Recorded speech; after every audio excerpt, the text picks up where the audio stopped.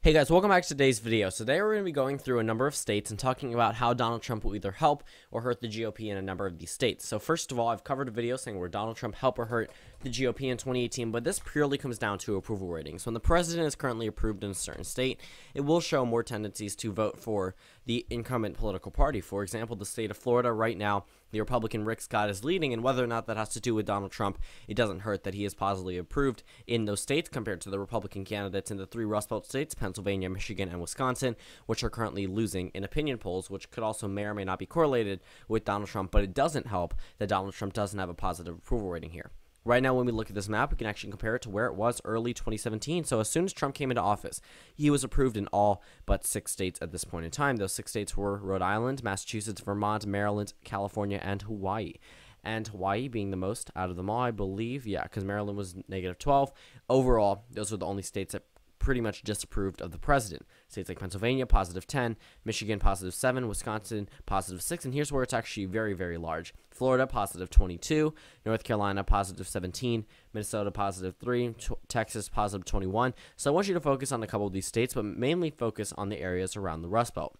As we continuously go down into the time where the president was at his lowest point, right over here, and then we lead into where we are today, the same exact area has been around the same. I mean, the Rust Belt, Minnesota, Wisconsin, Michigan, Pennsylvania, Ohio, Indiana, Illinois, Iowa, and the Sun Belt, Colorado, New Mexico, Arizona, Utah, Nevada, those states have consistently been disapproving of the president, while some other states may fluctuate, such as North Carolina or Georgia or Florida. Starting early off, obviously, they didn't already disapprove of him, but leading on, those states didn't change much, just maybe by a couple percentage points in states like Utah and Arizona. But right now, Wisconsin has a -15% approval rating for the president, Michigan -11, and -7 for Pennsylvania. But if we go ahead and take a look at the 2018 Senate map, obviously there aren't a lot of possibilities for a pickup here, especially since there are popular Democrats, unpopular president, and of course, Democratic wave year.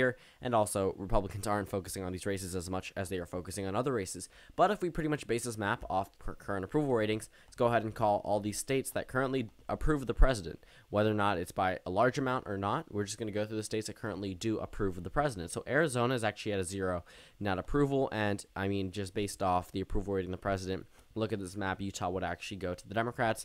I believe Nevada would as well, but overall, Arizona cannot be called. Pretty much this map would currently show the Republicans at 54 seats, one of course not called, like I said, from Arizona, and 45 Democrats. So already that helps the GOP.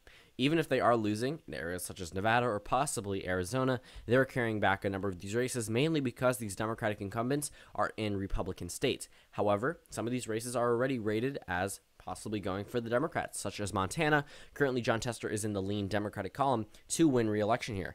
And you may wonder why, considering that Trump's approval rating is +4 in Montana, as it is in North Dakota, the neighboring state, which doesn't have a current lean Democratic rating for this race, mainly because it comes down to the candidates. Heidi Heitkamp has a positive and negative approval rating that's around the same, exactly the same actually, and in Montana, Jon Tester actually has a positive approval rating. So does Joe Donnelly in Indiana. Claire McCaskill, not so much in Missouri, but Joe Manchin does, and so does Bill Nelson in Florida. Right now, if we look at where the president is currently approved of, however, I mean, we look at Missouri, why aren't the numbers better for the GOP? But it comes down to the candidates. But when it goes to some swing states, I mean, Missouri, Indiana, West Virginia, North Dakota, these are already solid GOP states. These are all states that voted against Hillary Clinton by double digits, and some by over 30% in the case of West Virginia. These are one of the largest margins for any Republican candidate in a number of these states, not just those 4 states mentioned, but a number of other ones, mainly because of the opposition to Hillary Clinton. But now that she's no longer on the ballot and we're just going into the 2018 midterm elections where every state is very different, we go down to Florida. Let's look at Florida. +4 approval rating for the president. Well, right now, Rick Scott is leading in opinion polling. Rick Scott is also the incumbent Republican governor who is very, very popular, and so is Bill Nelson. However, when you have the incumbent party who isn't really disapproved of, that doesn't drive out voters the way you might expect. Obviously, if the president was disapproved in the state of Florida, it would drive out opposition party turnout. But if the people of Florida are already okay with what Trump is doing now, you don't need to look to 2020. The first sign will be the midterm elections. If they have a huge backlash against the president and Bill Nelson somehow wins the Senate race at this point in time, it won't be too much of a shocker because he is the incumbent. But what will be a shocker is if Rick Scott does pick this up. even though he is leading in opinion polling and he's the incumbent Republican governor, still, it is very hard to unseat a popular Democratic incumbent or any incumbent in an opposition wave year. So, example, Rick Scott, if he went for re-election in the governor race, it would be very hard to unseat him.